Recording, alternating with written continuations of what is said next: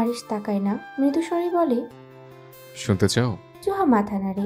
আরিশ উঠে কাঠের আলমারির দরজা খুলে ভেতর থেকে বের করে আনে একটা পুরনো ডায়েরি, ধূসর মলাট, তার চারপাশে সময়ের আঁচ। সে ডায়েরিটা হাতে নিয়ে ফিরে আসে, জুহার সামনে বসে পড়ে। চোখে কিছুটা হাসি রেখা, কিন্তু চোখের পিছনে ঝিমিয়ে থাকা কোনো গল্প। ডায়েরি খুলে সে ভাঁজের ভিতর থেকে একটা ছবি বের করে আনে। গালে হাত দিয়ে বসে আছে একটা মেয়ে। জুহা ছবিটার দিকে তাকিয়ে বলে, কে এটা? আমার প্রাক্তন। জুহা নিঃশ্বাস ফেলে। গল্প শুনবে জুহা? জুহা কাজ ঝাঁকায়। আরিশ ডায়েরি বন্ধ করে রেখে বলতে শুরু করে, কণ্ঠে সেই পুরোনো দিনের ধুলো জমা সুর। তখন আমি সবই এসএসসি পরীক্ষা দিয়েছি। এখন যেমন গম্ভীর অতটাও ছিলাম না। কম কথা বলতাম ঠিকই, কিন্তু হাসি ঠাট্টায় ভরা থাকতো আমার চারপাশ। বন্ধুদের সঙ্গে আড্ডা, জীবন ছিল একরকম হালকা রঙের গান। পরীক্ষা শেষ হওয়ার কিছুদিন পর আব্বু বললেন, কাল আমার এক বন্ধু আসবে বাড়িতে, তার স্ত্রী আর মেয়ের সাথেই থাকবে। পরদিন সকালে নাস্তার পর আমি দরজার দিকে এগোচ্ছি। ঠিক তখনই দরজার চৌকাঠ পেরিয়ে আমাদের ঘরে পা রাখলো এক রমণী। সে হেঁটেছিল ধীরে, কিন্তু তার চোখ ছিল বজ্রের গতি, মাথায় সাদা ওড়না। আমি চুপ করে দাঁড়িয়ে পড়লাম, তার দিকে তাকিয়ে রইলাম, যেন সেই চাহনি ভেঙে গেলে হারিয়ে যাবে মেয়েটে। আমার মা এসে ডাক দিলেন, আরিশ, মেহমান চলে এসছে। আমি বুঝতে পারিনি সে যে আসলে আমার জীবনে ঢুকে পড়েছে। আরিশ ডায়েরির পাতা বন্ধ করে ফেলল। চোখে ভেসে উঠল সেই মুখ, নওরিন, ফুলের মতো মুখ, শান্ত চোখ আর খেয়ালি হাসি। আরিশ বলল, জোহা, ওর নাম ছিল নওরিন, আমার জীবনের প্রথম ভালোবাসা। আস্তে আস্তে আমি বুঝে গিয়েছিলাম আমি ভালোবেসে ফেলেছি। আমাদের সম্পর্ক ছিল 3 বছরের। এই 3 বছরে আমি আমার সমস্ত জগৎ সাজিয়েছিলাম ওকে নিয়ে। নওরিন বলতো, তুমি ছাড়া আমি কেউ না। আমি বলতাম, আমিও তো তাই। আর জানো জোহা, ও আমাকে একটা চিঠি দিয়েছিল একবার, লাল কালিতে লেখা, তোমার বুকটাই আমার ঠিকানা, অন্য কোথাও আমি থাকতে পারি না। আমি সে চিঠি এখনও রেখে দিয়েছি। তবে একদিন সব উল্টে গেল।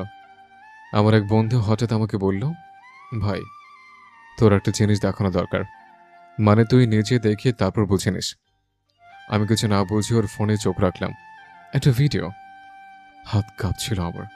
সে ভিডিওতে নওরিন ছিল, কিন্তু ওর পাশে আমি ছিলাম না। ছিল ওর এক চাচাতো ভাই, ঘনিষ্ঠ, অশ্লীল কিছু মুহূর্ত। মনে হচ্ছিল কেউ যেন আমার বুক চিরে ছুরি চালাচ্ছে। তখন আমি বলেছিলাম, ভিডিওটা বানানো, মিথ্যে, সাজানো। কিন্তু ওর হাসি, ওর স্পর্শ, ওর অস্বীকার, সবকিছুর পেছনে ছিল একটা কাজ ভাঙার নীরবতা। নওরিন নিজেই সব স্বীকার করেছিল একদিন। আরিশ থেমে যায়। ঘর জুড়ে নিস্তব্ধতা। আরিশ আস্তে করে বলে, তাই বলি জোহা, ভালোবাসা মানে শুধু প্রেম না, ভালোবাসা মানে ভরসা। যেখানে বিশ্বাস ভাঙে সেখানে শুধু ছায়া থাকে, মানুষ থাকে না। আরিশ কিছুক্ষণ চুপচাপ তাকিয়ে থাকে, বলে, জুহা, একটা প্রশ্ন করব? জি, বলেন। কি করব? এখন বিচ্ছেদের পর দ্বিতীয়বার দেখা হলো তার সাথে, এই 3 বছর পর। জুহা একটু দ্বিধায় পড়ে যায়, তারপর চোখ নামিয়ে নিচু গলায় বলে, একটা কথা বলি, মারবেন না তো আমায়? আরিশ কাপা ঠোঁটে হাসে। না, বলো। জুহা হালকা মাথা নিচু করে বলে, ওকে একটা থাপ্পড় দেওয়া উচিত, যেভাবে একদিন আপনি আমাকে দিয়েছিলেন, একদম ঠাস করে। এক মুহূর্ত থেমে থাকে আরিশ, তারপর হো হো করে হেসে ফেলে। ঠিক আছে, মুরগির বাচ্চা যখন আবদার করেছে, দেখা যাক কি হয়। হঠাৎ দরজার সামনে এসে দাঁড়ায় নওরিন। কেউ জানে না এই আগমন কি বয়ে আনবে। নওরিন ধীরে ঘরে ঢোকে, চোখে অস্থিরতা, ঠোঁটে একটা বানানো হাসি। ঘরে ঢুকিয়ে দেখে এক কোণে বসে আছে এক কিশোরী, মুখে চুপচাপ অভিমান নিয়ে। নওরিন একটু অবাক হয়ে তাকায়, তারপর চুল সরিয়ে চোখ শুরু করে বলে, এই বাচ্চা মেয়েটা কে আরিশ? কারোর উপস্থিতি টের পেয়ে জুহা ফিরে তাকায়। চিনতে ভুল হয় না, ইনি ছবিতে থাকা সেই মেয়ে। জুহা ভ্রু কুঁচকে ফেলে। আরিশ ঠান্ডা গলায় বলে, আমার প্রিয় বেগম। নওরিনের চোখ কাঁপলে ঠোঁট শুকিয়ে যায়। কি, তুমি এই বাচ্চা মেয়েটাকে বিয়ে করেছো?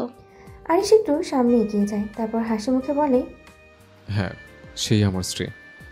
বাচ্চারা আজকে একটা আবদার করেছিল, বলেছিল তোমাকে একটা থাপ্পড় মারতে। নওরিন গলার স্বর উঁচু করে বলে, হোয়াট ননসেন্স! আরিশ মৃদু মাথা ঝাঁকায়, না। ননসেন্স না, আবদার। আর আমি বেগমের আবদার ফেলতে পারি না। একটা তীব্র শব্দ ঘরের নিস্তব্ধতা ছিন্ন করে দেয়। নরিনের গালে লাল ছাপ পড়ে যায়। তার চোখ ছলছল করে ওঠে। কিছু বলতে গিয়ে গলার শব্দ আটকে যায়। আরিশ তখন হেসে বলে, সরি আপু, বাচ্চা মানুষ তো আবেগে আবদার করে বসেছে। আমি আমার বেগমের আবদার ফেলতে পারি না। নরিন তাকিয়ে থাকে আরিশের দিকে। এই মানুষটাকে একদিন তার ছিল। নরিনের ঠোঁট কেঁপে ওঠে, কিন্তু কিছু না বলে সে ঘুরে চলে যায়। চোখে অপমান। আরিশ ফিরে এসে বসে পড়ে বিছানায়। জোয়া তখনও তাকিয়ে আছে একদৃষ্টিতে, চোখে কৌতূহল কিন্তু ঠোঁটে হাসি। একদম ঠাস করে দিয়েছেন। বেচারে নিজে এসে থাপ্পড় খেয়ে গেল। জোয়া আবারও বলে, আরেকটা আবদার করি। আবার কি আবদার? ওই দিনের মতো আজকেও আমাকে ঘুম পাড়িয়ে দেবেন? আরিশ মৃদু হাসে। না, সে মন খুলে হাসে, বলে, ঠিক আছে। ভোরের আলো ধীরে ধীরে ছড়িয়ে পড়ছে দিগন্তে। পাখিরা কিচিরমিচির করছে, ঘুম ভাঙার আহ্বান জানাচ্ছে। বাতাসে এক ধরনের স্নিগ্ধতা, চারপাশে প্রশান্তি। আকাশে হালকা রঙের খেলা, নীল আর হালকা কমলা ছুঁয়ে যাচ্ছে একে অপরকে। আরিশ দাঁড়িয়ে আছে বারান্দায়, হাতে এক কাপ ধোয়া ওঠা চা, চোখ তার দূর আকাশে। ভেতরের ঘরে তখন জুহা ব্যাগ গোছাচ্ছে। বাড়ি ফেরার আনন্দে তার মুখে এক অদ্ভুত উচ্ছ্বাস, চোখে এক শিশুসুলভ উত্তেজনা, উজ্জ্বলতা। অনামিকা এসে জিজ্ঞেস করে, তোমার সব ঠিকঠাক গোছানো হয়েছে তো মা? জুহা মাথা নেড়ে বলে, হ্যাঁ। পেছন থেকে আরিশ এসে দাঁড়ায়। চুপচাপ জুহার ব্যাগটা তুলে নিল হাতে। জুহা নিচু গলায় বলল, আপনি আবার কষ্ট করে। আরিশ চোখ তুলে একদৃষ্টিতে তাকায়। জুহার গাল লাল হয়ে ওঠে। সে কিছু না বলে হাঁটা ধরলো। তিথির ঘরে ঢুকে পড়লো জুহা। তিথি তখন বিছানায় বসে চুল আঁচড়াচ্ছে। জুহা হঠাৎ এসে পেছন থেকে জড়িয়ে ধরলো তাকে। ভাবি, আমি যাচ্ছি। তিথি ঘাড় ঘুরিয়ে বলল, ওরা এত সকালে? কাল তোমাকেও এসে নিয়ে যাব আমি। তিথি হেসে বলল, আচ্ছা আচ্ছা, একটা মিষ্টি কথা বলো না, কেঁদে ফেলবো। জুহা গালে গালে ঠান্ডা চুমু দিয়ে বলল, ভালো থাকবেন ভাবি। বাইকে চড়ে বসে পড়েছে দুইজন। আরিশ সামনে, জুহা পেছনে। দূর আকাশে সূর্য লালচে কমলার রেখা ছড়িয়ে দিচ্ছে চারপাশে। গাড়ি যত সামনে চলে, বাতাস যেন চুলে আর শরীরের প্রেমের গন্ধ বনে দেয়। জুহা পেছন থেকে ধীরে ধীরে এক হাত বাড়িয়ে দেয়, আরিশের কাঁধে রাখে আলতো করে। এক মুহূর্ত স্তব্ধতা। আরিশ একটু ঘাড় ঘুরিয়ে দেখে, তার ঠোঁটে মুচকি হাসি। এই প্রথম জুহা নিজে থেকে এমনভাবে ছুলো তাকে। বাতাস জুহার চুলগুলো এলোমেলো করে উড়িয়ে নিচ্ছে। চোখের কোণে ওড়না নাড়ছে। চোখে হালকা জল আর ঠোঁটে হেসে ওঠা একটা শান্তিময় অভিমান। সেই মুহূর্তটা যেন সময়ের ফ্রেমে আটকে রাখার মতো। আর কিছু বলে না, শুধু বাইক চালাতে চালাতে মাথাটা একটু তার কাঁধে হেলিয়ে দেয়। এই নীরবতা ছিল সবচেয়ে বেশি বলিষ্ঠ। বাইকটা থামে গেটের সামনে। চেনা বাড়ি, চেনা গেট, চেনা শিউলি ফুলের গাছ। জুহা বাইক থেকে নেমে বাড়ির গেটে যায়। হঠাৎ পেছন থেকে সেই চিরচেনা গম্ভীর কণ্ঠে ডাক ভেসে আসে, জুহা। জুহা দাঁড়িয়ে যায় আর সে একটু থেমে পড়ে। ভালোবাসে। তেমন গম্ভীর নয়, তেমন মিষ্টিও নয়, কিন্তু ভেতরে হাহাকার চেপে ধরা এক প্রকাশ। জুহা ধীরে ঘুরে তাকায়। তার মুখে অদ্ভুত এক শান্ত হাসি, যেটা চোখে ছুঁয়ে থাকে। সে ধীরেই বলে, আমিও। আর কিছু নয়, না কোনো ব্যাকগ্রাউন্ড মিউজিক, না কোনো ফুল ছড়া দৃশ্য, শুধু এক হালকা হাসি আর দুজন মানুষের মুখে দুটো ছোট্ট শব্দ, ভালোবাসি। ভালোবাসা বড়ই অদ্ভুত। হয়তো শীতের সকালে কুয়াশার মতো, একদিকে ঝাপসা, একদিকে কোমল। সেই ভালোবাসা কখনো কারোর হৃদয় ভেঙে দেয়, আবার সেই একই ভালোবাসা জোড়ায় লাগায় হৃদয়ের ভাঙা টুকরোগুলো। আর সে জীবনে যেন সেই ভাঙা গড়া একসাথেই চলছে। জুহাকে তার নিজ বাড়িতে পৌঁছে দিয়ে আরিশ ফিরে এলো। বাড়িতে ফিরে সে টের পেল বসার ঘরে অনেক মেহমান এসেছে। নানান রকম শব্দ, হাসাহাসি, গল্পে কাঁদলে মুখর চারদিক। কিন্তু এই কোলাহলে নিজের অস্তিত্ব যেন হারিয়ে ফেলল সে। সে নিঃশব্দেই উঠে গেল নিজের ঘরে, দরজা বন্ধ করে শুয়ে পড়ল চুপচাপ। বাতাসে জানলা দিয়ে হালকা রোদ ঢুকছে, কিন্তু তাতে তার চোখে কোনো উজ্জ্বলতা নেই। কিছুক্ষণ পর দরজা হালকা শব্দ হলো। আরিশ। অনামিকার কণ্ঠ। দরজা খোলা থাকায় সে নিজেই ভিতরে ঢুকে এলো। মুখে এক ধরনের বিরক্তি নিয়েই বলল, তোমরা ভাই বোন মিলে কি শুরু করেছো বলো তো? তিথিও এখন পর্যন্ত খাবার খেলো না, তুমিও খাওয়ার নাম নিচ্ছ না। আরিশ চোখ বন্ধ রেখেই বলল, তিথি খায়নি কেন? তার নাকি খেতে ইচ্ছে করছে না। মেয়েটা শুধু বয়সেই বড় হলো, কাল ওর বিয়ে, অথচ এখন পর্যন্ত খাওয়া দাওয়া ঠিক করতে পারলো না। মন খারাপ করে বসে আছে। আরিশ এবার উঠে বসলো, চোখে একরাশ চিন্তা আর মনোযোগ। সে ধীরেই বলে উঠল, ওকে খেতে বলো, আমি আসছি। ডাইনিং টেবিলের পাশেই তিথি বসে আছে, চোখের পাতা ভারী, সে চোখ নিজেকে শক্ত রাখার ব্যর্থ চেষ্টা। আরিশ এসে বসে তার ঠিক পাশের চেয়ারটায়। ছোটবেলার অভ্যাস আজও বদলায়নি। আরিশ চুপচাপ এক প্লেটে ভাত নিয়ে তিথির দিকে এগিয়ে বলল, এদিকে আয়, খাইয়ে দিচ্ছি। তিথি যেন শুনলই না, একবার মুখ ফিরিয়ে বলল। আরিশ আবারও বলল, এদিকে আয়। এইবার সে আর অবাধ্য হলো না, মাথা নিচু করে পাশে এসে বসলো। আরিশ নিজ হাতে এক লোকমা ভাত তুলে তিথির মুখের কাছে ধরে বলল, ভাত খাসনি কেন? চাইছিল না ভাইয়া। আরিশ কোনো উত্তর দেয় না, কেবল খাইয়ে যেতে থাকে। এক লোকমা, দুই লোকমা, যেন প্রতিটা লোকমার মাঝে সে নিজে জুড়ে দিচ্ছে তার ছোটবেলার সেই যত্নটুকু। তিথির গাল বেয়ে নেমে আসে এক বিন্দু অশ্রু। তিথি বুঝে এই যত্ন শুধু একজন ভাই দিতে পারে। এমন ভালোবাসা, এমন চুপচাপ মমতা পৃথিবীর কোথাও হয়তো আর নেই। তিথি বলে, ভাইয়া জানো আমার অনেক ভয় লাগে। আরিশ এক মুহূর্ত চুপ করে থাকে, তারপর ধীরেই বলে, ভয় পাবি না, তোর পাশে আমি আছি, সারা জীবন থাকবো। তিথি হাউমাউ করে কেঁদে ফেলে, মুখে হাত চাপা দিয়ে কান্না চেপে রাখার চেষ্টা করে, কিন্তু ব্যর্থ হয়।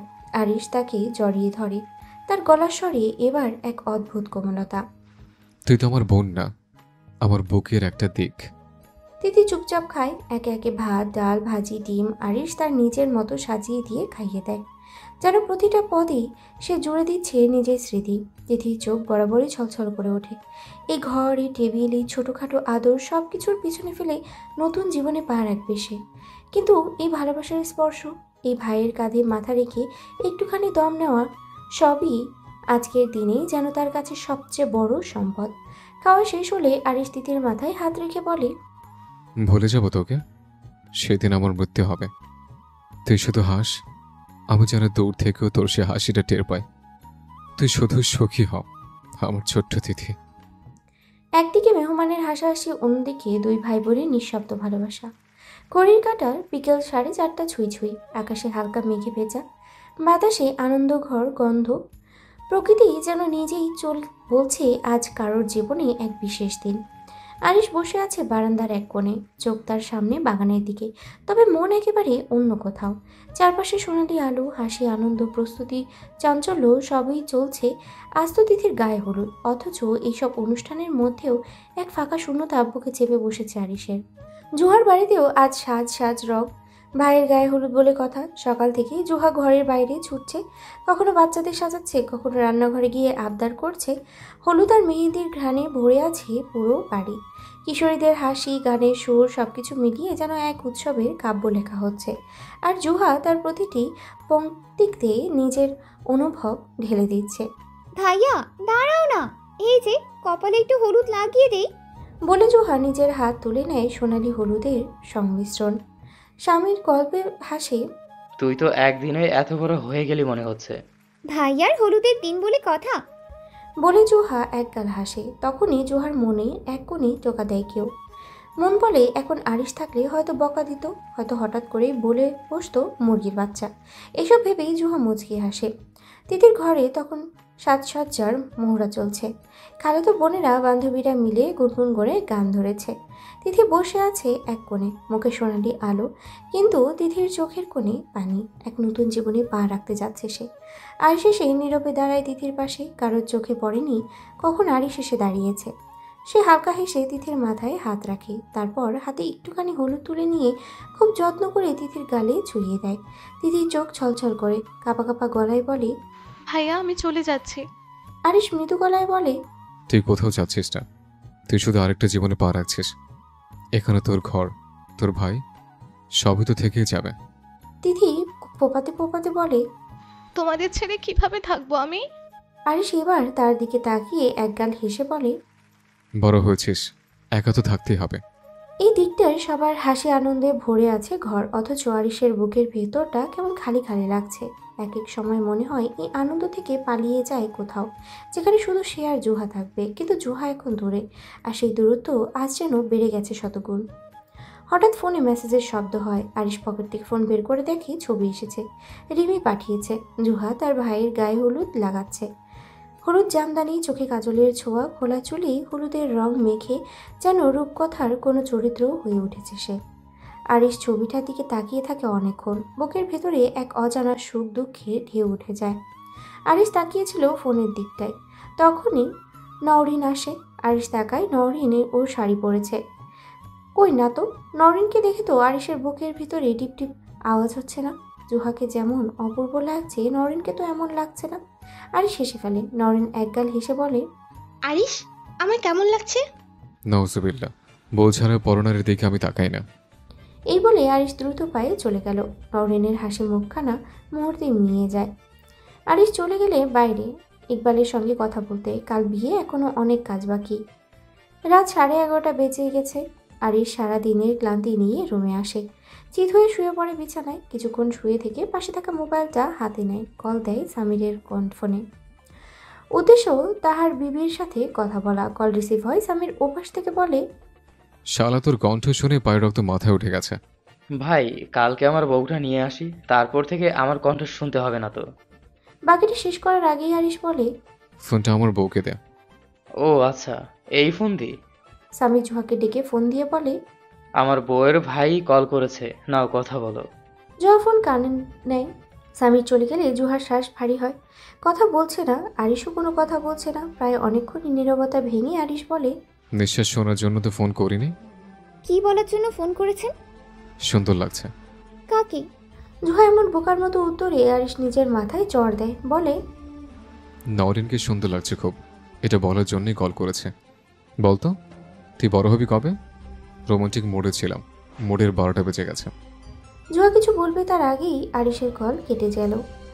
আরিশ শূন্যে তাকিয়ে হাসে, ফিসফিস করে বলে, তুই বড় হবি কবে জুহা? আমাকে বুঝবি কবে? গায়ে হলুদের পরের দিন সকাল। আজ তিথির বিয়ে। মেঘলা আকাশ, মাঝে মাঝে রোদ উকি দিচ্ছে। প্যান্ডেলের বাইরে একটানা গানের রিহার্সাল চলছে। ঘরের ভেতরে সাজসজ্জা শুরু হয়ে গেছে অনেক আগেই। আরিশ আজ ভীষণ ব্যস্ত। নিজে রেডি হওয়ার সময়টাও পাচ্ছে না। প্রায় 1টা বাজে। বরযাত্রী আসার সময় হয়েছে। আরিশ রুমে এসে একটা সাদা শার্ট পরেছে। আয়নার সামনে গিয়ে চুলগুলো আঁচড়ে নিয়েছে। কিছুক্ষণ পর গেটের শব্দ, গাড়ির হর্ন বাজে। বাচ্চারা ছুটে চলে গেছে গেটের কাছে। আরিশ বাইরে আসে।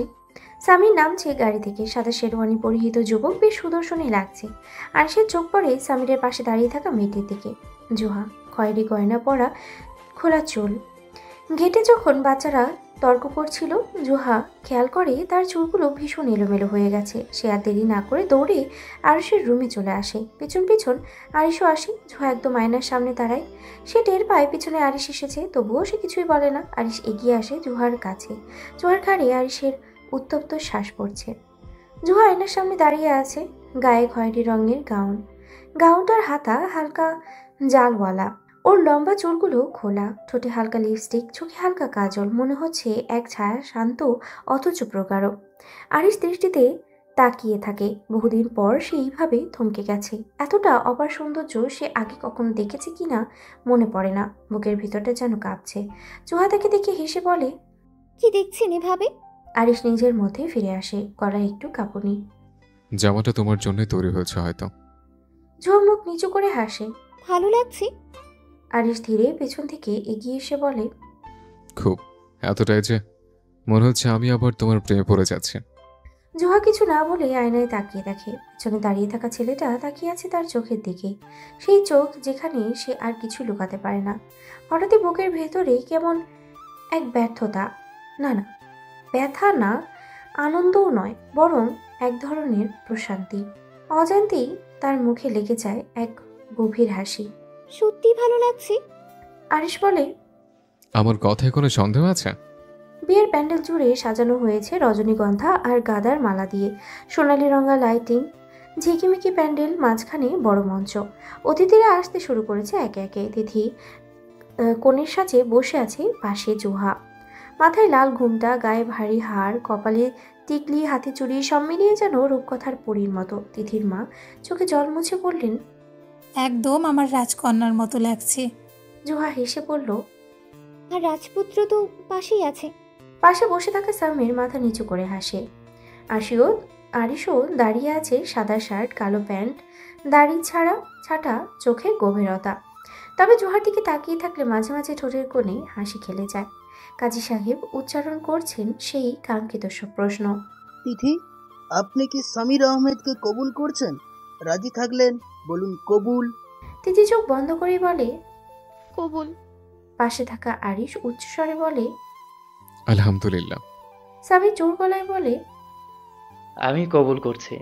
তিথি লজ্জায় মাথা নিচু করে আছে। আরিশ চোখ মুছছে অজান্তেই। অবশেষে আসে বিদায়ের মুহূর্ত। তিথি কাঁদছে, তার মায়ের গলা ধরে আছে। মায়ের কণ্ঠ রুদ্ধ, চোখে ধারা। আরিশ এগিয়ে এসে বোনকে জড়িয়ে ধরে। পাশে থাকা ইকবাল কাঁদে আরিশকে বলে আরিশ, ওরা আমার ঘরে লক্ষ্মী নিয়ে যাচ্ছে, আমার কলিজা ছিঁড়ে নিয়ে যাচ্ছে। বাবার আর্তনাদে তিথি কেঁদে ওঠে। আরিশ তাকে বোঝায়। সামির তিথির হাত ধরেই গাড়ির দিকে এগিয়ে যায়। পেছনে তাকিয়ে তিথি দেখে জুহা দাঁড়িয়ে, আর আরিশ সে ঠায় দাঁড়িয়ে আছে, চোখে অপার ভালোবাসা আর আশীর্বাদ। জুহা যেতে নিলে আরিশ তার হাত ধরে ফেলে। থেকে যাও না আজ। উত্তরে জুহা বলে 2 দিন পর গিয়ে নিয়ে আসবেন, এখন যাচ্ছি। ঘর জুড়ে রজনীগন্ধার সৌরভ।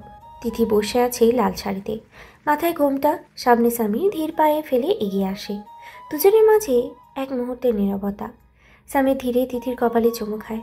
ঘরটা ফুলের সৌরভে ভরে যায়। ঘরের বাইরেও যেন চাঁদের আলো এসে পড়ে। আরেক নতুন জীবনের সূচনা হয় ভালোবাসার, সম্মানের, একান্তর। 2 দিন পর। সময় তো কারোর জন্য অপেক্ষা করে না। তিথিকে ছাড়া বাড়ি যেন পুরোপুরি শূন্য। ইকবাল ভীষণ রকমের ভেঙে পড়েছে। অনামিকার চেয়েও ইকবাল বেশি ভেঙে পড়েছে। ছোট থেকে তিথি তাদের খুব আদরে। আজ সামিরদের বাড়িতে সকলের দাওয়াত, তবে আরিশের মনে একটা শূন্যতা। বাসায় থেকেও বারবার মনে পড়ে জুহার মুখটা। তার ভয় ভয় ভয় চোখে তাকানো কেমন যেন আনচান লাগে বুকের ভেতরটা। গাড়ি থামে সামিরদের বাড়ির সামনে। ইকবাল, অনামিকা আর আরিশ হাসি মুখে প্রবেশ করে। সামিরের মা তাদের উষ্ণ অভ্যর্থনা জানান। সামির, রিমি সবার মধ্যেই আজ ভীষণ আনন্দ। তিথি একটু লাজুক হয়ে আড়ালে দাঁড়িয়েছিল। অনামিকা এগিয়ে গিয়ে মেয়েকে জড়িয়ে ধরল, তারপর রীতিমতো আদর করে চুমু খেলো কপালে। 1 ঘন্টাও হই হুল্লোড় আর হাসির ঢেউয়ে ভেসে যায়। তিথি আর রিমি মিলে শ্যামাই রান্না করেছে। সেই শ্যামাই খেতে খেতেই ইকবাল বলে 2 দিনে দেখছি আমার মেয়ে পাক্কা রাঁধুনি হয়ে গেছে। আরিশ 1 চামচ তুলে মুখে দিতেই বলে এমন সময় খাওয়ালে তো প্রতিদিন চলে আসবো। সবাই হেসে ওঠে আর তিথির গাল লাল হয়ে ওঠে লজ্জায়। খাওয়া শেষে বড়রা গল্প করছে। রিমি সামিরকে ডেকে বলেছে যা আরিশকে নিয়ে ঘুরে আয়। সামির না পারল কিছু বলতে আর না পারল আরিশকে ঘুরিয়ে আনতে। লোকটার কাছে গিয়ে শুধু শুধু কথা শোনার কোনো মানেই হয় না। আরিশ রুমে শুয়েছিল। সহসা দরজা ঠেলে গুটি গুটি পায়ে এগিয়ে আসে জুহা। আরিশ তাকায় জুহার দিকে। সে এসেছে 1 ঘন্টা হলো। অতক্ষণে জুহার দেখা পেল। জুহা কাছে আসে। আরিশ ঠায় শুয়ে আছে। জুহা তাকালো না আরিশের চোখের দিকে। সে তাকালো না সেই চোখে। কতখানি ভালোবাসা জমে আছে তার জন্য। জুহার হাতে শরবতের গ্লাস। সে গ্লাস এগিয়ে দিয়ে বলে মা দিয়েছে, খেয়ে নিন। দরজা বন্ধ করে আসো। কি? জুহার প্রশ্নে আরিশ বিরক্ত হয়। বাংলা কথা বুঝো না? হিন্দি বলতে হবে নাকি? দরজা বন্ধ করবো কেন? অনেক সলি মুরগির বাচ্চা, আমি বললাম তুই বন্ধ করবি, এত কথা কিসের? জুহা গিয়ে দরজা বন্ধ করে। বন্ধ করেছে বললে ভুল হবে। শুধু চাপিয়ে চলে এসেছে। কেউ এসে ধাক্কা দিলেই খুলে যাবে। জুহা ফিরে আসে আরিশের কাছে। আরিশ শোয়া থেকে উঠে বসে। জুহার হাতের দিকে তাকিয়ে বলে লক্ষ্মী বিবির মতো শরবতটুকু খাইয়ে দাও। আমি কিভাবে খাইয়ে দেব? থাপ্পড় খাস না অনেকদিন হলো, তাই না? দিচ্ছি তো। জুহা কিছুটা সংকোচ নিয়ে কাছে আসে। হাত বাড়ায় আরিশকে শরবত খাইয়ে দিবে বলে। আরিশও হাসি মুখ নিয়ে কাছে আসে, শরবতের গ্লাসে মুখ দিবে। তখনই দরজা ঠেলে ঘরে ঢুকে পড়ে কেউ। আরিশ ভাই, চলুন ঘুরে আসি। আগে আরিশ চোখ খিচে বন্ধ করে ফেলে। এমন সময় সামিরের আগমন একদমই আশা করা যায় না। আরিশ দাঁতে দাঁত পিষে বলে আমার পিড়িতে পানি ঢেলে উনি আইসে ঘুরতে যেতে। শালা, তুই আমার সামনে থেকে সর, মেজাজ খারাপ করিস না। পাগলা চেয়েছে রে। সামির ঘাড় চুলকাতে চুলকাতে বাইরে বেরিয়ে গেছে। জুহা ততক্ষণই সুযোগ পেলে উড়াল দিয়েছে। আরিশ নিজের কপালে নিজেই চড় দেয়। বিকেল গড়াতেই আকাশ কালো হয়ে আসে। মেঘে মেঘে ধরা দেয় বৃষ্টি আর ঝড়ের পূর্বাভাস। বিদায় নেওয়ার সময় একটু থমথমে ভাব সবার চোখে মুখে। বাকিটা গাড়িতে আসবে। আরিশ বাইক স্টার্ট দেয়। পিছনে উঠে বসে জুহা। তার আজ চোখে মুখে এক অদ্ভুত প্রশান্তি। জুহা মুচকি হেসে হঠাৎই হাত রাখে আরিশের কাঁধে। আরিশ হালকা চমকে তাকায় পেছনে। বাতাসে জুহার চুল উড়ছে। গায়ের পাতলা ওড়নাটা ঝড়ো হাওয়ায় আঁকাবাঁকা হয়ে উঠছে। আরিশ অনুভব করে বুকের ভিতরটা কেমন উথাল পাথাল করছে। সোজা বাড়ি পৌঁছে যায় তারা। ঘরটা শান্ত, কিন্তু বাইরের ঝড় যেন মনের ভিতরের অস্থিরতার প্রতিচ্ছবি। রাতে আরিশ অনেকক্ষণ বসে থাকে বিছানায়, পাশেই ঘুমিয়ে পড়ে জোহা। মুখখানা শিশুর মতো শান্ত, তার কপালের পাশে চুলগুলো এলোমেলো হয়ে পড়েছে। বাতাস বন্ধ, এসি চলছে, তবুও যেন ঘরটা হঠাৎই গুমট। কারেন্ট চলে যায়, ঝড়ের আওয়াজে চারপাশে কেঁপে উঠেছে। অন্যদিকে আরিশের বুকে বইছে অজানা এক ঝড়। সে বারবার জোহার দিকে তাকাচ্ছে, প্রচণ্ড অস্থির হয়ে যাচ্ছে। আরিশ ঘামছে প্রচুর। যতই হোক, সব শেষে সেও তো একজন পুরুষ। আরিশ না পেরে জোহাকে ডাকার সিদ্ধান্তই নেয়। আরিশ ধীরে ধীরে ঝুঁকে পড়ে, জোহার কাঁধে হাত রাখে, আস্তে করেই রাখে। জাগো বেগম। এক ডাকে জোহার সাড়া মিলে না।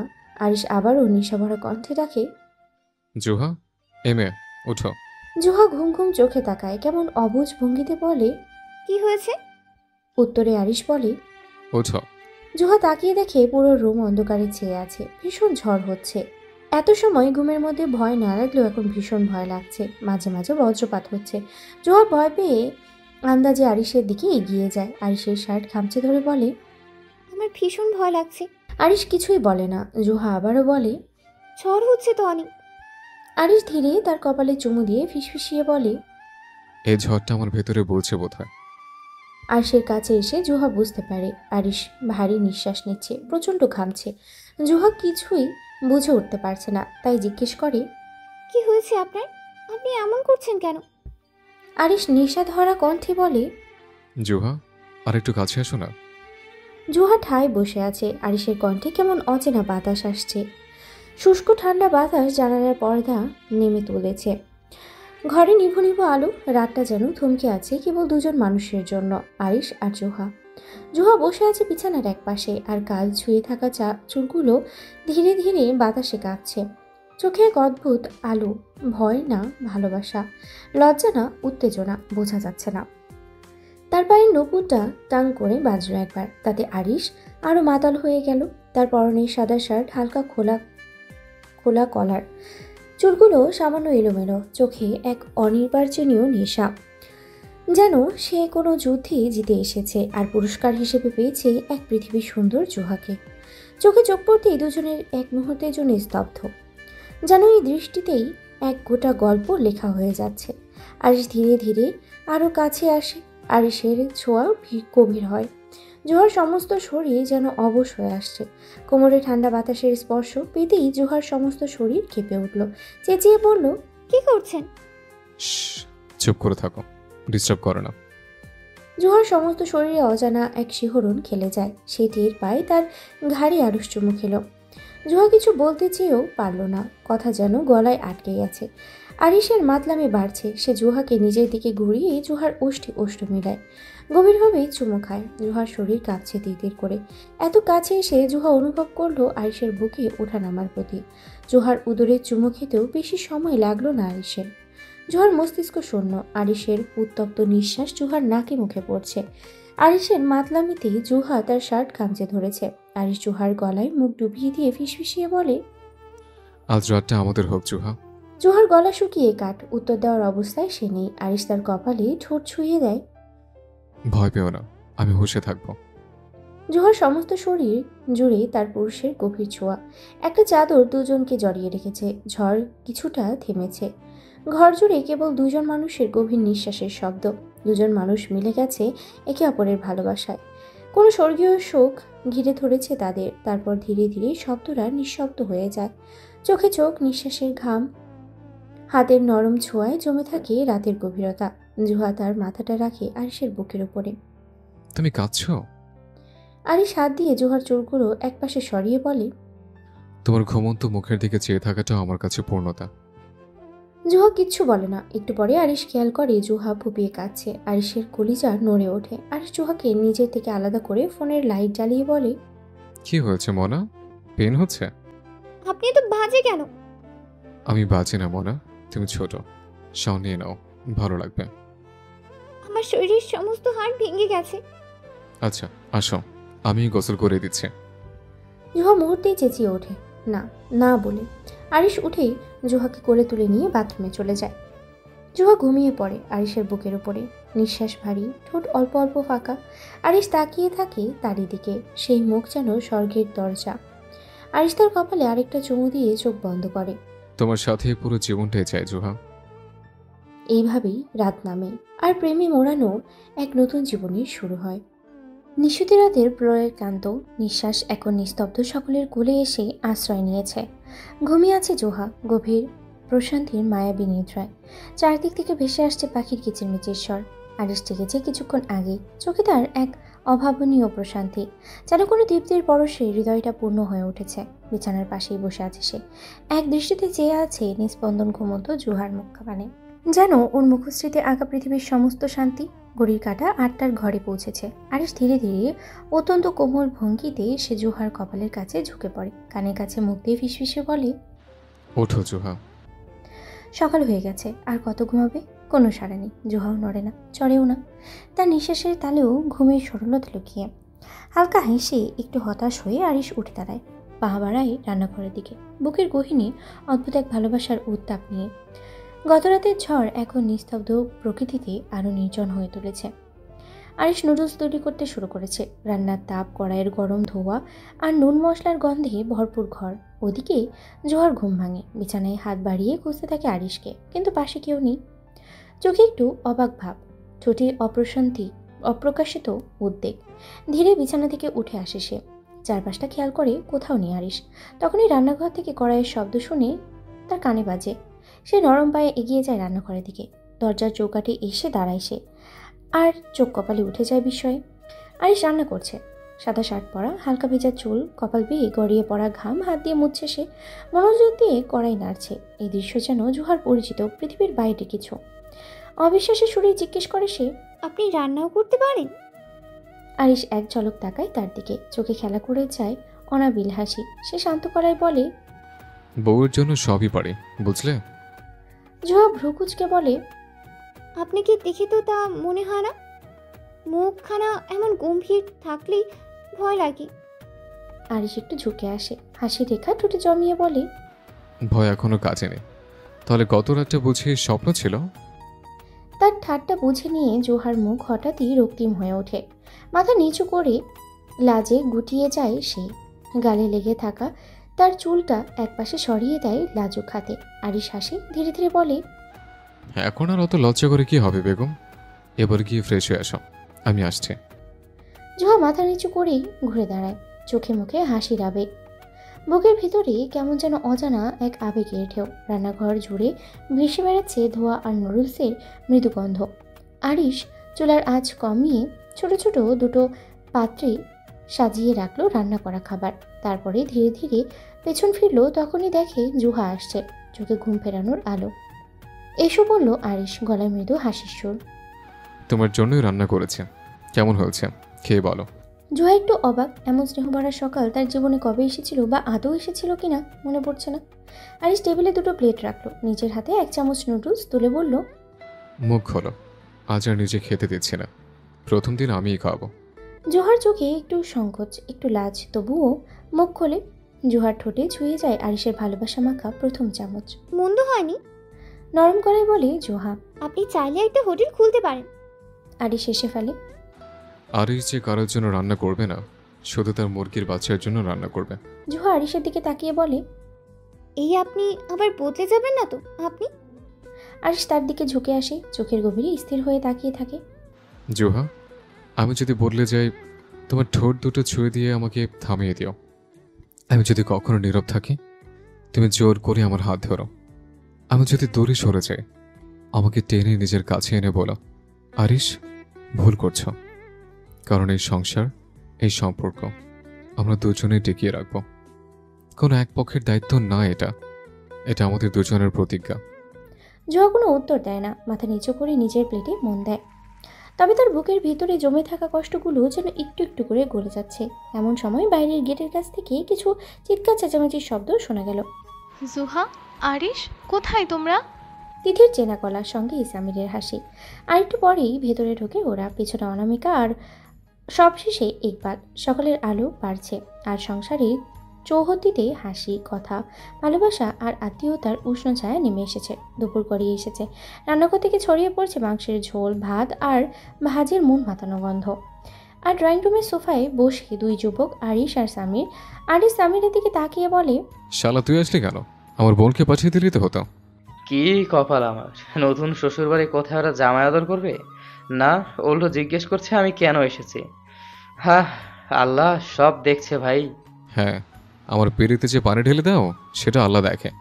শালা নিচের বউ নিয়ে পড়ে থাকবে। এবার যদি আমার প্রেমে ব্যাঘাত ঘটে তাহলে তোর একদিন আর আমার যে কদিন লাগে। সাবির হেসে গড়িয়ে পড়ে। ভাই, তুমিও প্রেমে পড়ে গেছো, একেবারে বউয়ের হাতে বন্দি। আরিশ গম্ভীর হয়ে বলে, বন্দি নয়, এটা স্বেচ্ছা আত্মসমর্পণ। সাবির মুখ চেপে ধরে হেসে ওঠে। বাহ, কি ডায়লগ! নায়ক হবা নাকি? নায়ক তো আমি আগে থেকেই। আরিশ উঠে চলে যায়। দুপুরের খাবার দাবার শেষে হয় প্রথমবার সামির এই বাড়িতে আসায় সকলেই বেশ যত্ন করেই, কেবল আরিশ ছাড়া। সে তো শালা ছাড়া ডাকেই না তাকে। জুহা তো খুশিতে আত্মহারা। বিকেলের দিকে জুহা তিথির সাথে গল্প করছিল, অমনি কোত্থেকে আরিশ এসে আবদার করে, চলো ঘুরে আসি। জুহা একদমই রাজি ছিল না। তখন তিথির জোরাজোরিতেই সে রাজি হয়ে যায়। আরিশ বাইকের গ্লাভস পরে নিচ্ছে পিছনে দাঁড়িয়ে জোহা। চুলগুলো ঢেউ খেলে পড়েছে পিঠে, এক হাত দিয়ে বারবার তা সামলাচ্ছে। চলো। আরিশ বলে হেলমেট বাড়িয়ে দেয়। শব্দহীন কিছু সময় পরেই বাইকের ইঞ্জিন গর্জে ওঠে। রাস্তা নামে দুজন। পিছনে হাত রাখার কথা না বললেও জোহা নিজেই আরিশের পিঠে আঙুল রাখে। নিঃশব্দে কিছু বলার সাহস হয় না। রাস্তাগুলো ছুটে চলেছে গা ছুঁয়ে। বাইকের গতি আর হাওয়ার ছোঁয়ায় জোহার কেশগুলো এলোমেলো। আরিশ মাঝে মাঝে আয়নায় তাকায়, জোহার চোখে কোনো ভয় আছে কিনা তা খোঁজে। সহসা জোহার চোখ পড়ে রাস্তায় এক ভাঙা চায়ের দোকানের পাশে দাঁড়িয়ে থাকা এক লোক। মাথা নিচু, বা হাত ভাঁজ করে পকেটে, আর ডান হাত নেই। জোহা চমকে চিৎকার করে ওঠে, বাইক থামান। বাইক সাইডে নিয়ে থামায় আরিশ। জোহা উত্তেজনায় কাঁপছে, গলায় কাঁপুন, চোখ দুটো ভয় আর বিস্ময় লাল। আপনি দেখলেন ওই লোকটা সাকিব? আরিশ ঠান্ডা গলায় বলে, হ্যাঁ দেখলাম। জোহা কাঁপা গলায় বলে, কই ওর ডান হাত নেই তো? আরিশ একটু সামনে তাকিয়ে রুক্ষ গলায় বলে, হ্যাঁ নেই। জোহা কাঁপতে কাঁপতে বলে, ওর আরেকটা হাত কোথায় গেল? কেমন ভয়ঙ্কর দেখাচ্ছে। আরিশ ধীরে ধীরে ঘাড় ঘুরিয়ে জোহার দিকে তাকায়। গলায় কোনো আবেগ নেই, চোখে ধীরে জ্বলে ওঠে কঠিন আগুন। তো কোন হাত দিয়ে ছিল? জোহা চোখ বড় বড় করে ফ্যালফ্যাল করে তাকায়, তারপর নিঃশ্বাস বন্ধ হয়ে ফিসফিসিয়ে বলে, ডান হাত। আরিশ ঠান্ডা গলায় বলে, কেটে দিয়েছে। কেটে দিয়েছি। কথাটা যেন বজ্রপাত হয়ে আছড়ে পড়ল জোহার কানে। কি? আরিশই তবে হাতটা কেটেছে? আচ্ছা, একের পর এক চমক পেয়ে যাচ্ছে। জোহার চোখ বেরিয়ে আসে উপক্রম। কারোর হাত কেটে দেওয়া কি একটুখানি কথা? কি বিচ্ছিরি দেখতে লাগছে সাকিবকে। আরিশ কি তবে সত্যি ভালোবাসে জোহাকে? জোহা ভয়ার্থক দৃষ্টিতে তাকায় আরিশের পানে, যার দৃষ্টিতে অগ্নি, চোয়াল শক্ত। আপনি কি হাতটা কেটে দিয়েছেন? ভয়ের বিষয়ে ভরা চোখ জোহার। হ্যাঁ। আরিশের কণ্ঠে কোনো দ্বিধা নেই। এটা কোনো কথা? কারো হাত কেটে দেওয়া যায়? আরিশ একবারও পেছনে না তাকিয়ে বলে, এত দরদ দেখালে পরের বার সাকিব ভাইয়ের গলা থাকবে না বলে দিলাম। আরিশ এক মুহূর্ত দাঁড়ায় না, হনহন করে হাঁটে বাইকের দিকে। জয় স্তব্ধ হওয়ার, কাঁপছে তার ওড়না। কিছুক্ষণ তাকিয়ে থেকে সে দৌড়ে ছুটে যায় আরিশের পেছন পেছন। আরিশ বাইক স্টার্ট দিচ্ছে। জোহা চুপচাপ উঠে বসে। তবে আজ আর তার সাহস হয় না আরিশের কাঁধে হাত রাখার। ভয়, কোনো অপরিচিত এক অনুভব। আরিশ ভ্রুজোড়া কুঁচকে তাকায় পিছনে, চোয়াল শক্ত করে শুধায়, সমস্যা কি? ওই জানোয়ারের জন্য কষ্ট হচ্ছে? না, আমার জন্য কষ্ট হচ্ছে। কেন? আমার মতো বাচ্চার কপালে কিনা শেষে অর্ধ খুনি জুটলো। খুব তো দেখছি কথা শিখেছ। হ্যাঁ, হাতটা কাঁধে রাখো, নয়তো তোমারও সাকিবের মতো অবস্থা হবে। জোহা ধীরে ধীরে হাত রাখে। বাইক চলতে শুরু করে। রাস্তার দুপাশে অসংখ্য গাছ পিছনে ফেলে আরিশের বাইকটা ছুটে চলেছে। এর চেয়ে সুন্দর মুহূর্ত আর কি হতে পারে? আরিশ আজকাল ভীষণ চমকায়। জোহা কাছে এলেই কেন তার বুকে টিপটিপ শব্দ বেড়ে যায়। অন্যের কাছে যে মানুষটা হিংস্র ষোড়শী কন্যা, জোহার কাছে সে যে বড়ই ভীতু। জোহার শরীর আরিশের পিঠে লাগছে, তার বুকের মধ্যে কিছু একটা তীব্র ধুকপুক। আরিশ বাইক চালাতে চালাতে বলে, জোহা জানো, তোমার কাছে এলে আমার হার্টবিট বেড়ে যায়। কেন বলো তো? আরিশের এমন কথায় জোহা হেসে ফেলে। আপনি কি আমাকে ভয় পান? এই প্রশ্নে আরিশ থতমত খায়, দাঁত চেপে বলে, হাপ, শালার ভাই বোন দুইটা মিলে প্রেমটা ঠিক মতো করতে দেয় না। আর বউকে ভয় পাওয়ার মতো পুরুষ আমি না, বুঝেছ? হেসে গড়িয়ে পড়ে জোহা। কিছু দূর এগিয়ে তারা একটা নির্জন জায়গায় থামে। রাস্তার পাশে একটা পুকুর, ইটের পথ, বড় বড় গাছের ছায়া, চারদিকে নিস্তব্ধতা। সূর্য অস্ত যাচ্ছিল। গধূলির আলোয় জায়গাটা যেন পরিদেশে পরিণত হয়েছে। জোহা আশপাশটা দেখে প্রশ্ন করে, এখানে কেন এসেছি আমরা? আরিশ হালকা হেসে বলে, চা খাবো এখানে। জোহা দেখে পাশেই একটা ছোট্ট টং দোকান। আরিশ দোকানে গিয়ে একটু পরে 2 কাপ দুধ চা নিয়ে ফিরে আসে। তারপর জুহাকে ইশারা করে আসতে জুহা যায় আরিশের পেছন পেছন। সে বসে পুকুরের ঘাটে, পাশে বসে জুহা। ধোয়া ওঠা চা আরিশ জুহার হাতে দিল না, বরং সে নিজেই ফু দিয়ে ঠান্ডা করতে লাগলো। দিন না, আমি নিজেই নিচ্ছি। হাত পড়ে যাবে তো বাবু। আমি বাবু না, বড় হয়েছি। হ্যাঁ। এইবার আরিশ চোখে চোখ রেখে বলে, তাই নাকি? তাহলে আমার বাবুর আম্মু কবে হচ্ছে শুনি? জুহার মুখে লজ্জার রং ছড়িয়ে পড়ে। আর ঠিক তখনই পুকুর পাড়ে সেই গোধূলির আলোয় বসে দুইজন। এই সময় হয়তো পৃথিবীর সবচেয়ে সুখী মানুষ তারা দুইজন, হয়তো এটাই জীবনের সেরা বিকেল। 3 মাস চলে গেছে। জোহার ভয় এখন আর নেই। আরিশের চোখে চোখ রাখলে তার সেই ভয়ের কথা আজকাল মনেই পড়ে না। ভয়টা যেন কোথাও হারিয়ে গেছে, হয়তো আরিশের যত্নের ভেতরে। এই 3 মাসে আরিশ এক মুহূর্তের জন্য জোহাকে চোখের আড়াল হতে দেয়নি। কখনো নিয়ে গেছে বাড়িতে, আবার নিজেই নিয়ে এসেছে। যদি পারতো আরিশ নিজেই বুক চিরে একটা ঘর করে দিত জুহার জন্য, এমনভাবে আগলে রাখতো যেন জুহাই তার দুনিয়ার শেষ আশ্রয়। জুহাও দিন দিন তার ভেতরেই গুটিয়ে আসছে, ভয় নিয়ে না, আহ্লাদ নিয়ে। তিথির সংসারও এখন বেশ ভালোই যাচ্ছে। জুহা আর আরিশের বিয়ে 4 মাস হয়ে গেল। জুহার মনেও বোধ হয় ভালোবাসা জন্মেছে। এই তো সেদিনের কথা। এক শান্ত সন্ধ্যায় বিছানায় শুয়ে আছে আরিশ, হাতে ফোন, চোখে আলস্য।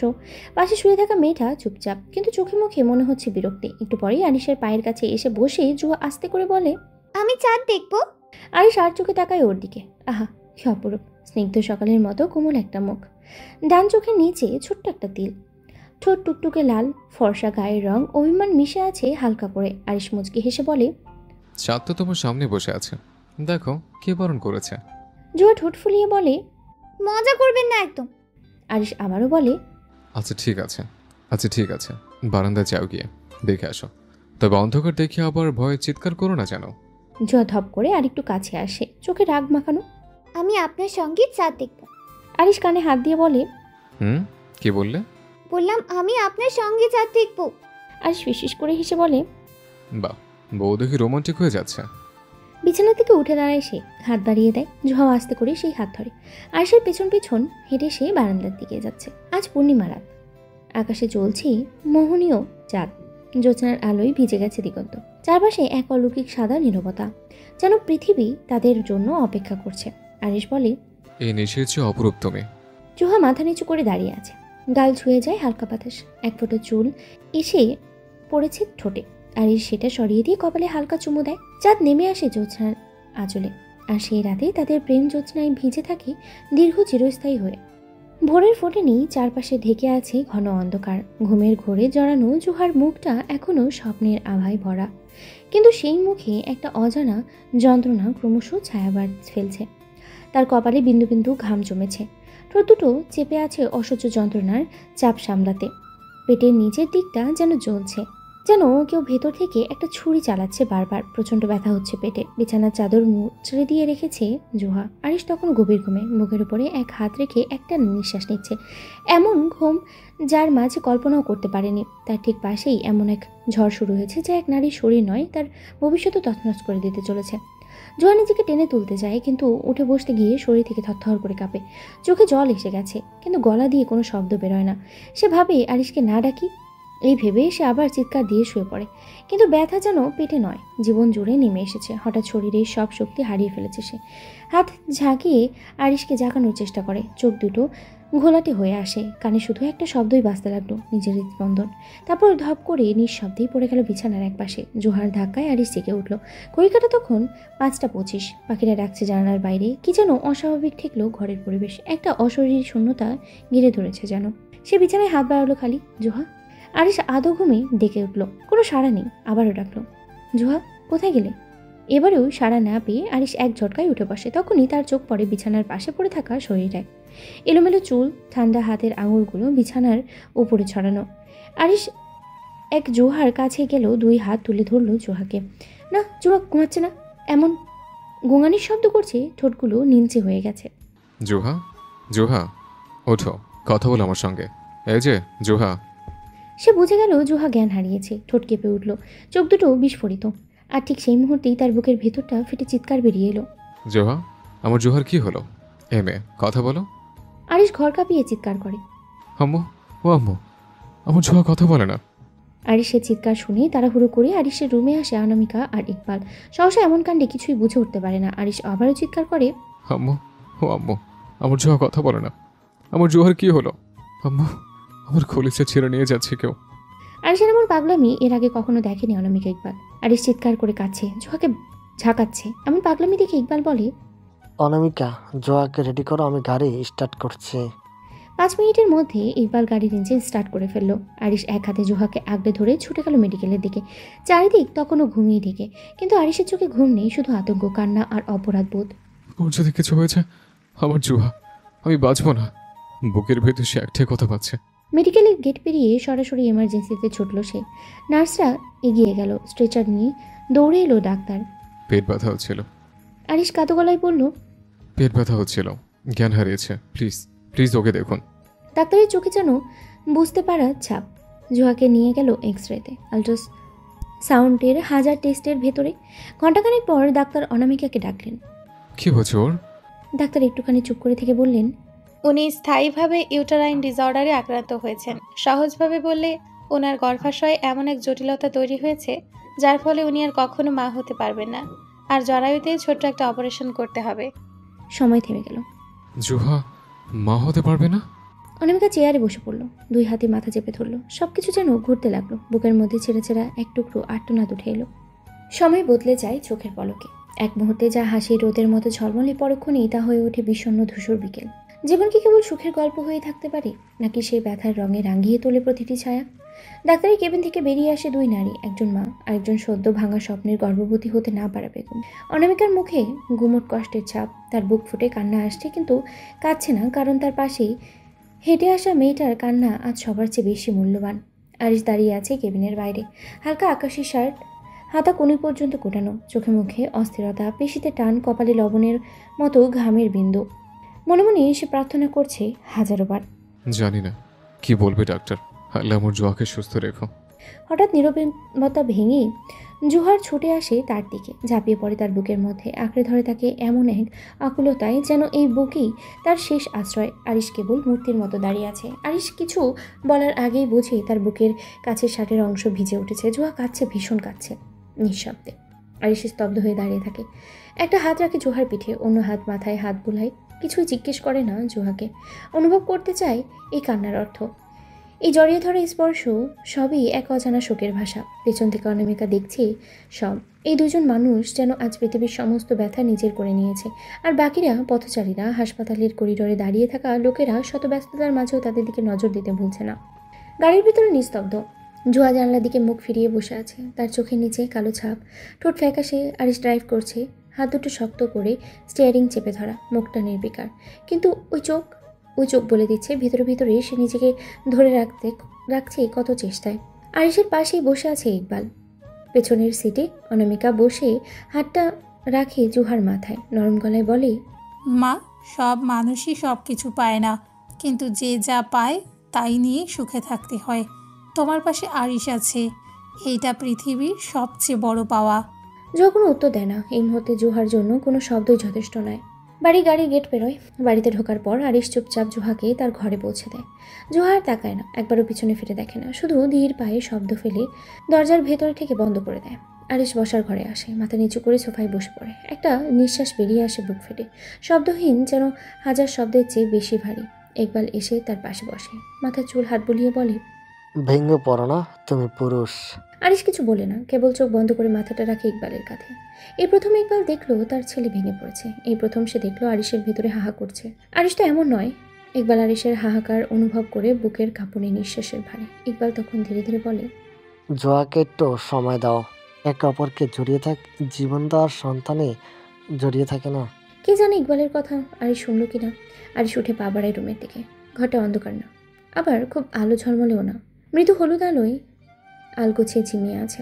জোহা বিছানার এক পাশে চুপচাপ বসে আছে, চোখে দৃষ্টি নেই, হাতে একটা নরম বালিশ চেপে ধরে রেখেছে। আরিশ ওর পাশে দেয়ালের দিকে হেলান দিয়ে বসে।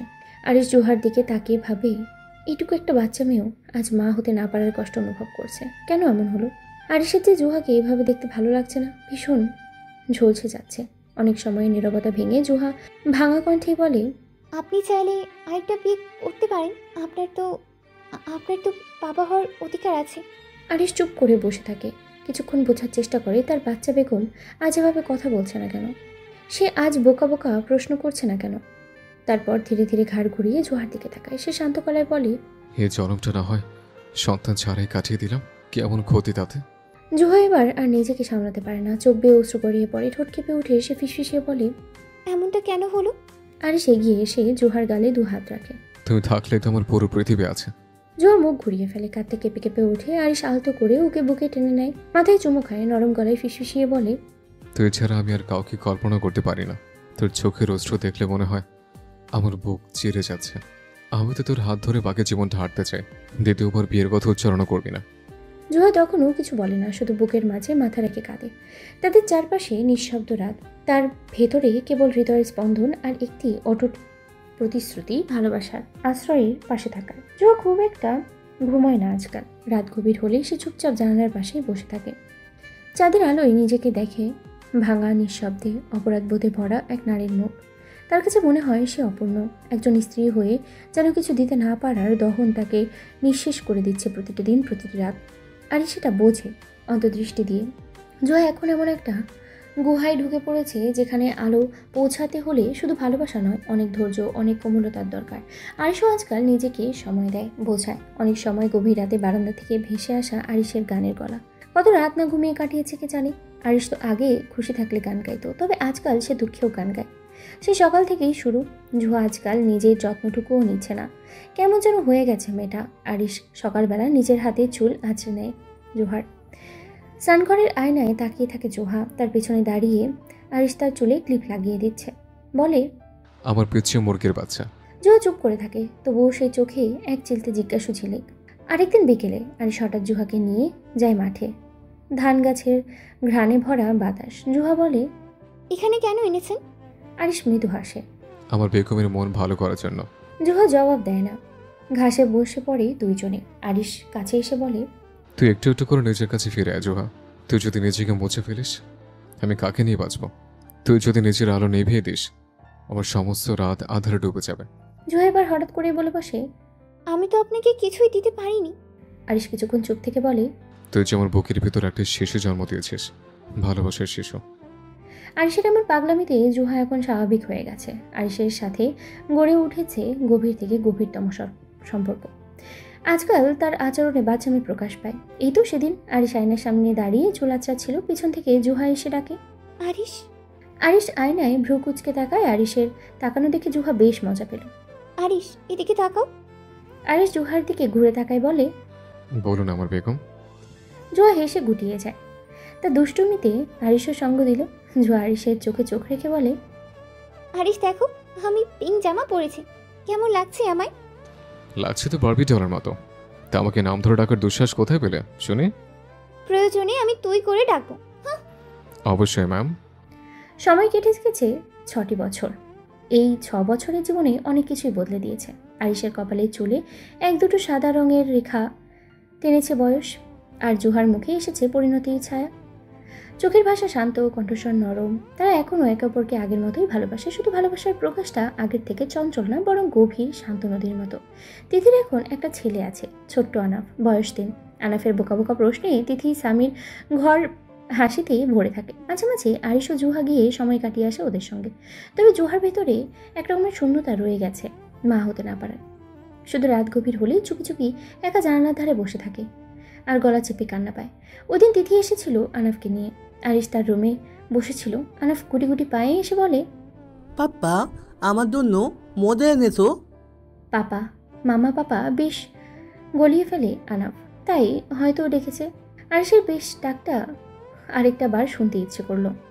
বাবা আনাফ, তুমি আমায় কি ডাকলে? আরেকবার ডাকো তো। পাপ্পা। আরিশ মুচকি হেসে আনাফকে কোলে তুলে নেয়। আজ একটা উজ্জ্বল ছুটির দিন, আকাশে মেঘ নেই, রোদও নরম। আরিশ সকালে জুহাকে বলে, চল তোকে ঘুরতে নিয়ে যাই, অনেকদিন বাইকে চড়িস নে। জুহা অবাক হয়ে তাকায়।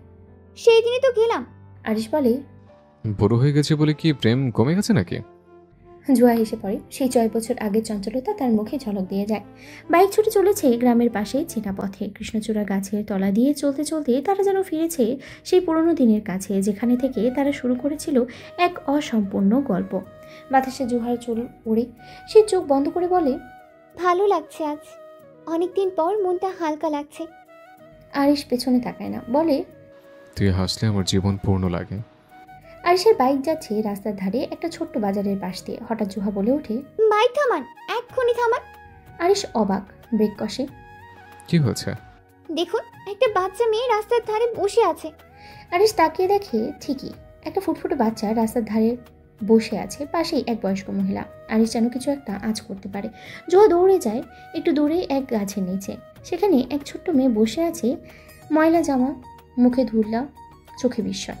জুহা গিয়ে বসে পড়ে মেয়েটার পাশে। ধীরে ধীরে তার মুখ ছুঁয়ে দেখে। মেয়েটা ভয় পায় না, বরং ধীরে ধীরে তার ছোট্ট হাতটা বাড়িয়ে দেয় জুহার দিকে। আরিশ এসে দাঁড়ায়, দেখে জুহার চোখে জল টলমল করছে। জুহা? জুহা ফিসফিস করে বলে, দেখুন না, মেয়েটার জামাটা ছেঁড়া। ওকে কে রেখেছে ওইভাবে? পাশে থাকা বয়স্ক মহিলা বলে, কি দেখতেছো? এমনি এইটা আমার নাতনি। বাবা কিছু টেহা দিবা? বাচ্চারে সকাল থেকে কিছু খাওয়াইছে না, মা বাপ নাই, বাচ্চাটার এতিম। মৃদু বাতাসে দুলছে রাস্তার ধারের কচি পাতাগুলো। হালকা কোলাহল ভেসে আসছে চারিপাশ থেকে, কিন্তু তাদের দুইজনের চারপাশ যেন এক অদৃশ্য বৃত্তে আটকে গেছে। সেখানে বাইরের কোনো শব্দ ঢুকতে পারছে না। জুহা দাঁড়িয়ে আছে খানিকটা ঝুঁকে, কৌতূহলী চোখে তাকিয়ে মাটিতে বসে থাকা ছোট্ট মেয়েটির দিকে। অন্যদিকে আয়েশা দৃষ্টি নিবদ্ধ। তার বেগমের মুখে জুহা কি ভাবছে, তার চোখের গভীরে কি কথা জমে আছে, সেটাই পড়ার চেষ্টা করছে সে। শিশুটি বড় বড় কালো চোখে তাকিয়ে আছে তাদের দিকে। ফর্সা গায়ের রং, কিন্তু ধুলোমলিন কাপড়ে ঢাকা তার ছোট্ট শরীর। জুহা একবার মাথা তুলে সামনের বৃদ্ধার দিকে তাকালো। তারপর নরম হাতে মেয়েটির গালে হাত বুলিয়ে প্রশ্ন করলো, ও কি সত্যি এতিম? বৃদ্ধা হালকা অবাক হয়ে উত্তর দিল, কেন, আমার কথা বুঝে বিশ্বাস হয় না তোমার? জুহা কিছুক্ষণ চুপ থেকে বলল, আপনি কোথায় থাকেন? বৃদ্ধা নিঃশ্বাস ফেলে বললেন, বাজারের পাশে বস্তিতে। শুনো মা, বয়স হয়েছে মেলা, এখন মানুষের বাসায় কাম কাজ করতে পারি না। এই অবলা শিশুটার মুখে ঠিক মতো খাবারও দিতে পারি না। বাচ্চাটার মুখের দিক তাকাই একটু সাহায্য করো। বৃদ্ধার কণ্ঠে অসহায়ত্বের কম্পন জুহার অন্তরকে নরম করে দিল। সে একবার আরিশের দিকে তাকালো। আরিশ যেন মুহূর্তেই বুঝে গেল তার মনের কথা। ধীরে ধীরে সে ঝুঁকে শিশুটিকে কোলে তুলে নিল। শিশুটি প্রথমে চমকে উঠলেও পর মুহূর্তেই আরিশের বুকে মাথা রেখে নিশ্চুপ হয়ে গেল। আরিশ বৃদ্ধার দিকে তাকিয়ে বলল, মা, এতিম বাচ্চাটাকে সারা জীবন লালন পালনের দায়িত্ব নেবেন? আমি কখনো বাবা হতে পারবো না। এই বাচ্চাটা আমার হলে অন্তত আমি বাবা ডাক শুনতে পারবো। জুহা অনুভব করলো আবারও প্রমাণ মিলল। আরিশ তার চোখে দৃষ্টি পড়তে পারে, তার মনের কথা না বলেও বুঝে ফেলে। পিতা কিছুক্ষণ চুপ থেকে বললেন, তোমরা কারা? আমি চিনি না, জানি না। আমার পুতুলের মতো নাতনি ডারে কোন বিশ্বাসে তোমাদের হাতে দিব বাজান? আরিশের ঠোঁটে কথা জমে ওঠার আগেই জুহা এগিয়ে এসে বলল, আমরা সারা জীবনের জন্যই নেব মা, সেই রকম কাগজপত্র করেই নেব। প্রায় 1 ঘন্টা কথা চলল। অবশেষে বৃদ্ধা তাদের হাতে শিশুটিকে তুলে দিলেন। আকাশ তখন সন্ধ্যার গাঢ় নীলচে আধারে ঢেকে যাচ্ছে। শহরের বাতিগুলো একে একে জ্বলে উঠেছে। বাসায় পৌঁছে কলিং বেল চাপতেই দরজা খুললেন ইকবাল। আশির কোলে শিশুটিকে দেখে প্রথমে ভ্রু কুঁচকে গেল, তারপর পেছনে দাঁড়ানো বৃদ্ধাকে দেখে বিস্মিত চোখেই তাকালো। বসার ঘরে ঢুকে আরিশ সব কিছু খুলে পড়ল। অনামিকা ও ইকবাল প্রথমে চুপ থাকলেও অবশেষে হাসি মুখে মেনে নিলেন সবটাই। শিশুটিও যেন মেনে নিয়েছে নতুন এই সংসারকে। জুহা যখন তার চুলে হাত বুলিয়ে দিল, তখন সে ধীরে ধীরে মুচকি হেসে উঠল। ঘরের বাতাসে যেন একটা আলগা উষ্ণতা ছড়িয়ে আছে। শিশুটির ছোট্ট শ্বাসের শব্দ স্পষ্ট শোনা যাচ্ছে। আরিশ মাঝে মাঝে নিচের দিকে তাকাচ্ছে। শিশুটির কপালে চুল সরিয়ে দিচ্ছে, যেন এক অদ্ভুত ভালো লাগা তার ভেতরে কাজ করছে। জুহা ধীরে ধীরে এগিয়ে এসে বিছানার পাশে বসলো। তার হাত আলতো করে শিশুটির পায়ের পাতায় ছুঁত। শীতল, নরম আর কেমন যেন অনর্থকের গল্প বলা পায়ের আঙুলগুলো। নিজের অজান্তেই সে দীর্ঘশ্বাস ফেলল। জুহা ফিসফিসিয়ে আরিশকে বলল, বাচ্চার নাম কি রাখবো আমরা? আরিশ বাচ্চার কপালে আলতো চুমু খেয়ে বলে, এমন ফুলের মতো বাচ্চার নাম কি রাখে বলো তো? ফুল রাখলে মন্দ হয় না, কারণ এই সংসারে তুমি হলে গাছ, আর এই ফুল সে গাছের প্রথম পবিত্র প্রস্ফুটন। আরিশ, কেমন অনুভব করছেন? জুহা মুচকি হেসে আরিশের কাঁধে মাথা রাখে আহ্লাদি কণ্ঠে বলে, এখন তো আপনি আর আমায় আগের মতো আদর করবেন না। মুরগির বাচ্চা বলে কি? হ্যাঁ, আগে একটা বাচ্চা ছিল, এখন তো আমি 2টা বাচ্চা সামলাতে হবে। একদম বাজে কথা বলবেন না, আমি কিন্তু বড় হয়েছি। জানালার বাইরে রাত আরো গভীর হলো। ফুল ঘুমিয়ে গেছে। আরিশ মাঝখানে শুয়েছে। এক পাশে তার ফুল, আরেক পাশে তার বেগম। পাখির ডাক আর ভোরের মিষ্টি আলোয় বাসা ভরে গেছে। শিশুটি প্রথমে অচেনা ঘরে চোখ মেলে তাকালো, তারপর আরিশকে দেখে মৃদু হেসে উঠল। সেই হাসি যেন রাতের সব ক্লান্তি মুছে দিল। জোহা রান্নাঘরে গিয়ে চা বসিয়েছে। কেটলির ভিতরে ফুটন্ত জলের শব্দ আর এলাচের গন্ধ একসাথে মিশে গিয়ে একরকমের শান্তি তৈরি করেছে। বৃদ্ধা এসে বসার ঘরে বসলেন। তার চোখে এখন আর আগের মতো সংকোচ নেই, বরং একরকম কৃতজ্ঞতা ছায়া ফেলেছে। মা, আপনি কাল রাতে ভালো ঘুমিয়েছেন? জোহা জিজ্ঞেস করলো। ভালোই, অনেক দিন পর মনে হইল। রাতে আরিশ শিশুটিকে নিয়ে বারান্দায় বের হলো। হালকা বাতাসে শিশুটি হাত নেড়ে হাসছে। শিশুটি এখন ফুল আরিশের কোলেই ঘুমিয়ে পড়েছে। তার নিঃশ্বাস ধীরে ধীরে ওঠানামা করছে। আরিশের হৃদস্পন্দনের সাথে তাল মিলিয়ে জোহা তাকিয়ে আছে সেই দৃশ্যের দিকে। তার চোখ ভিজে গেছে, ঠোঁটে শান্তির হাসি। বাইরে রাতের আকাশে পূর্ণিমার চাঁদ, মনে হচ্ছে সেই চাঁদও আজ একটু উজ্জ্বল, কারণ পৃথিবীর এক কোণে এক অনাথ শিশু তার ঘর খুঁজে পেয়েছে। আর গল্প এখানেই থেমে গেল। তাদের নতুন জীবনের অসংখ্য অধ্যায়ের প্রথম পৃষ্ঠা লেখা হয়ে গেল আজ রাতে।